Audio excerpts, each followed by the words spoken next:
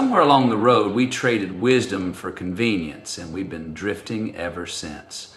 But our grandparents, they walked with values that built character, strength, and meaning. The kind of virtues that made a life worth living.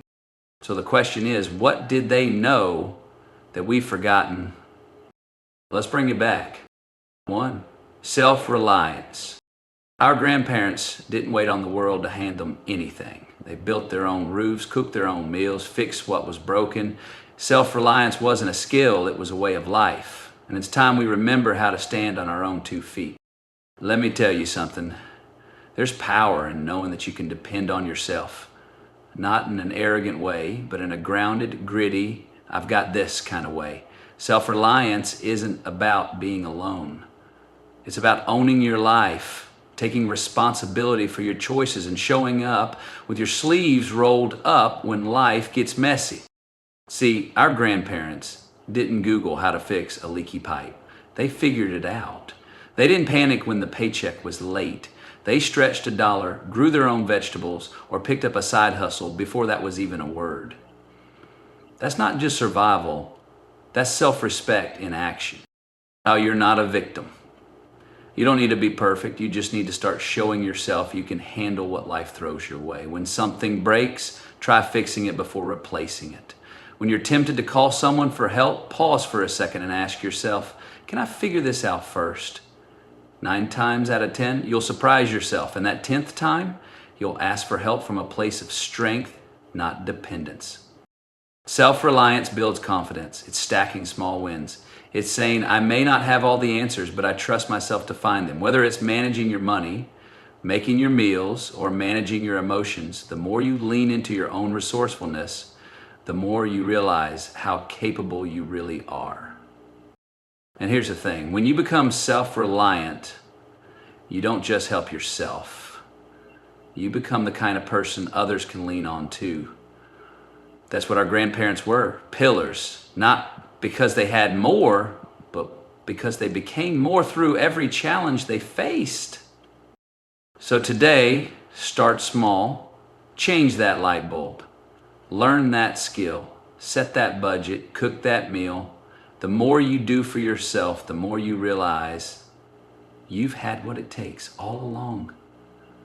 And the more you rely on yourself, the less you'll fear what's ahead, because you'll know you've got the grit, the grace, and the guts to face it.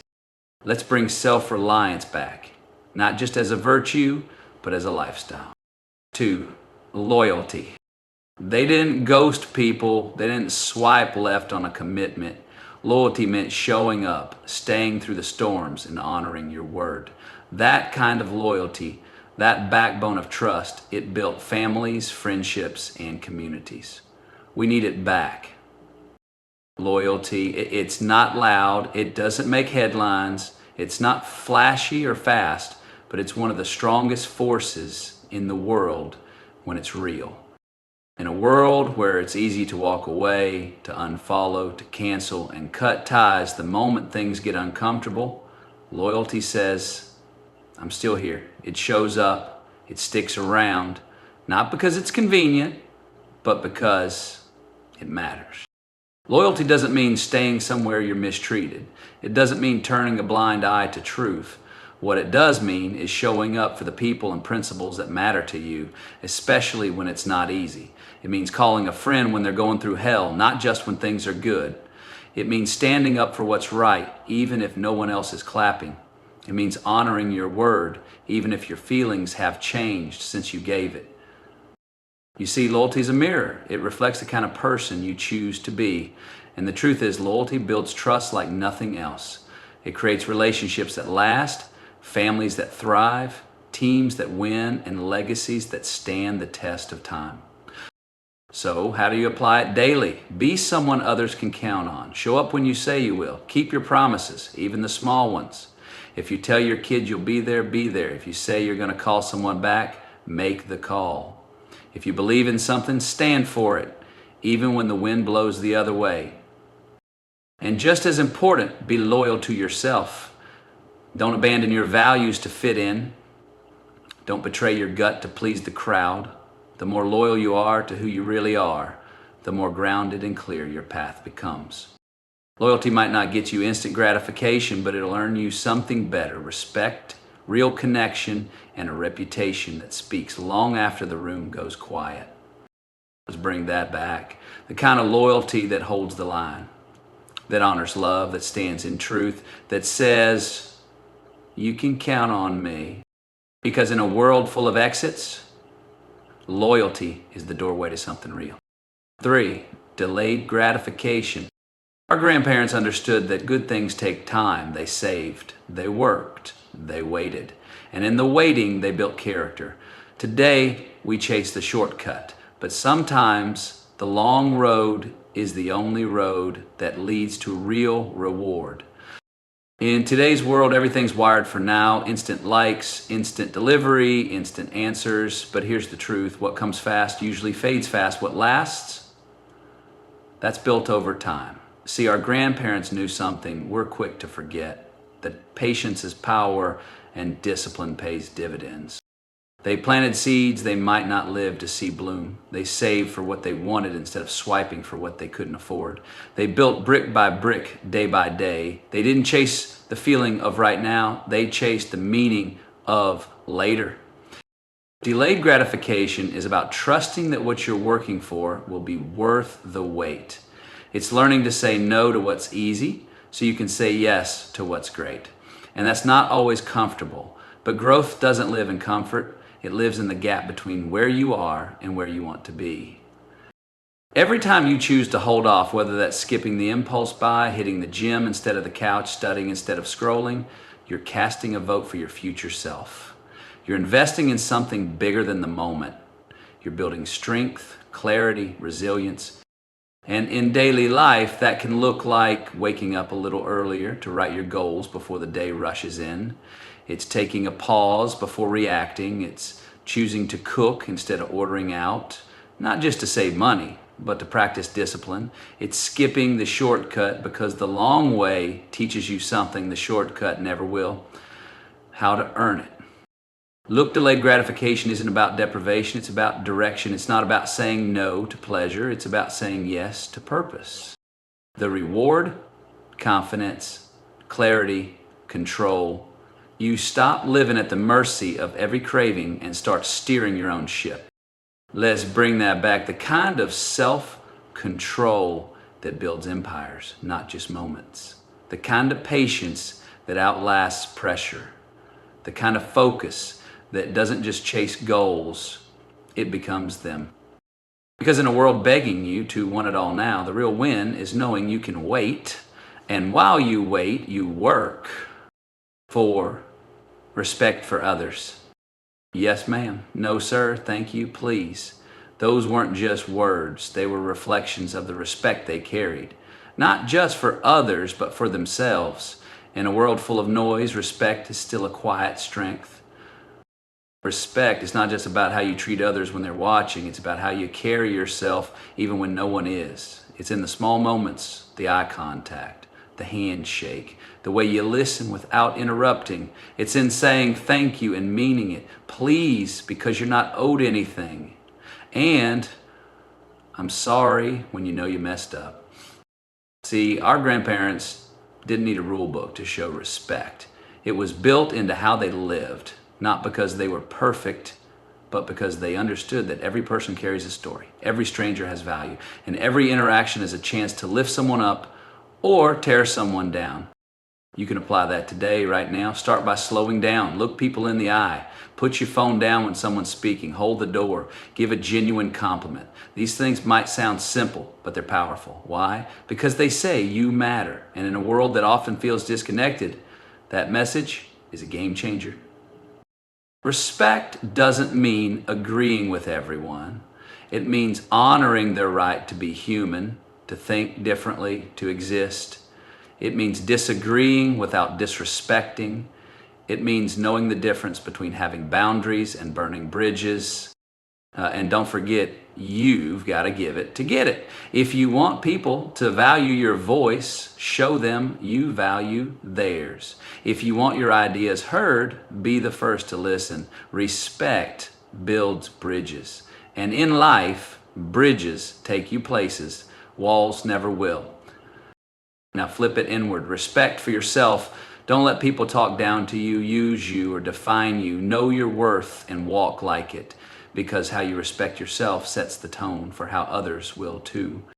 Let's bring that kind of everyday dignity back, not just in big public gestures, but in the quiet moments, the ones that show who you really are, the ones that teach your kids, your friends, your neighbors what it means to move through life with grace. Because when you lead with respect, you don't just change the conversation, you change the culture. 5, work ethic. They didn't do it for applause. They did it because it needed doing. Rain or shine, tired or not, they showed up. A strong work ethic was the heartbeat of their identity. And maybe it should be the heartbeat of ours too. There's something honest about hard work, something raw, something real. It doesn't pretend, it doesn't cut corners, it doesn't wait for the perfect time, the perfect mood, or the perfect plan. It just shows up again and again. Our grandparents didn't glamorize the grind, they lived it. They knew the value of putting in a full day, sweating through the setbacks, and taking pride not just in what they finished, but in how they started. It wasn't about applause, it was about integrity. Today, we're flooded with shortcuts, get-rich-quick schemes, hacks, cheat codes for everything. But the truth? There's no replacement for work that's done with your own 2 hands, your full heart, and your whole effort.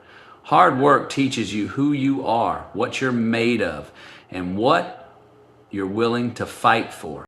Applying it to your daily life doesn't mean grinding yourself into the ground. It means choosing effort over excuses, showing up 5 minutes earlier, giving a little more focus, doing the job right even if no one's watching. It means staying committed even when you're tired, when it's boring, or when it feels like no one cares, because you care. Because the work is a reflection of you. You want something real, something lasting? It's built one task at a time. One early morning, one late night, one choice to give your best when it would have been easier to give up. And here's the reward that no one talks about. Confidence, the kind you don't have to fake. Because when you've earned it, when you've pushed through, delivered, created, improved, you know it. You walk a little taller, you speak with more clarity. You've got that inner nod, the one that says, yeah, I did that. Let's bring that back. Not just the hustle, but the honor in hustle. The joy in effort. The beauty in building something from the ground up, even if it takes time, even if it's hard. Especially if it's hard. Because hard work may not be trendy, but it's timeless. And it always pays off, just not always in the way you expect. 6, gratitude for the simple things. They found joy in a hot cup of coffee, a home-cooked meal, a front porch conversation. Life wasn't about having more, it was about enjoying what you had. Gratitude doesn't need fireworks. Sometimes it just needs a little stillness. Gratitude isn't about pretending everything's perfect. It's about choosing to see what's still good, even when life's not going your way. It's that deep breath in the chaos that reminds you, hey, I've got something to be thankful for. Our grandparents didn't have a lot by today's standards, but they didn't let that keep them from appreciating what they did have. A roof overhead, a meal on the table, family gathered close. They gave thanks before they had it all figured out, because they knew contentment isn't found in having more. And that's something you and I can practice right now. Start with the basics. If you're breathing, you're blessed. If you've got someone who believes in you, you're rich. If you've got another day to try again, to get better, to chase something that matters, that's not luck. That's a gift. Gratitude grounds you. It keeps you from chasing happiness like it's some far-off finish line. Instead, it puts joy right here in the now. In the cup of coffee you didn't rush through, in the friend who answered your call, in the legs that carried you through today. You can build it into your daily routine. Write down 3 things every morning that you're thankful for. Say thank you more out loud from the heart. Take a second before meals, before meetings, before moments pass you by, and just acknowledge them. That one shift in mindset can flip your whole day. And when life feels heavy, gratitude is your anchor. It doesn't erase the pain, but it reminds you of your strength. It gives you perspective, not perfection. It teaches you to see life not as something you're owed, but something you're invited to live. So yeah, let's bring that back. That old school gratitude that doesn't wait for everything to go right. The kind that wakes up and says, this is enough, and I'm going to make the most of it. Because the more you practice gratitude, the more you start to realize you're not behind, you're not broken, you're not missing anything. You're already standing in the middle of something beautiful. 7, faith in something bigger. They didn't have all the answers, but they believed in something greater: God, family, purpose, the land beneath their feet.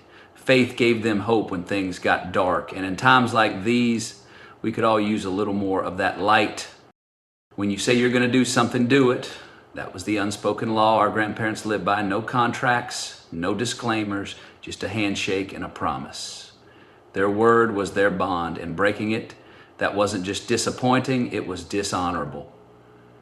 And today, in a world full of flaky commitments, ghosted messages, and broken promises, keeping your word is rare, which is exactly why it's powerful. See, following through isn't just about others trusting you, it's about you trusting yourself.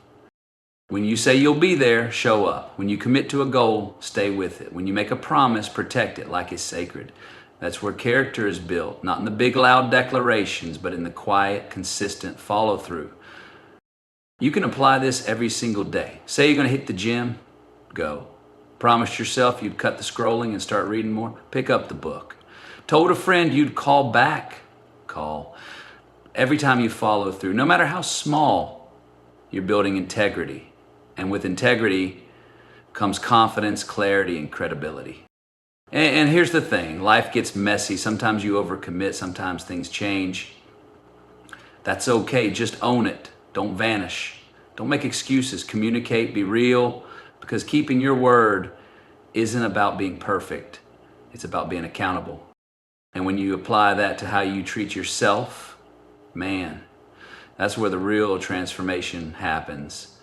Every time you keep a promise to yourself, wake up on time, stick to your budget, speak kindly to yourself, you stop being your own worst enemy and start becoming your greatest ally. Let's bring that back. That old school reliability, that walk the talk attitude, that quiet strength that says, you can count on me because I count on me. Because in a world that's loud with talk and light on action, being someone who keeps their word to others, to themselves, to the process, that's the kind of person who not only gets respect, they deserve it.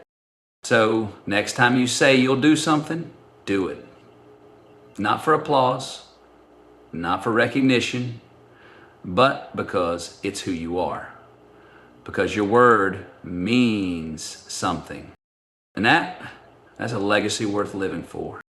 So what did our grandparents know that we've forgotten? They knew that a life built on honesty, hard work, gratitude, and keeping your word wasn't just old-fashioned, it was foundational. These virtues, they're not relics of the past. They're the roadmap back to a more grounded, more meaningful life. Now I want to hear from you. Which virtue hit home the hardest? Drop a comment and let me know what you're bringing back into your daily walk. And if you're ready to go deeper, to keep growing, keep reflecting, and keep leveling up, click on the next video right here. It's waiting for you. All right, keep living.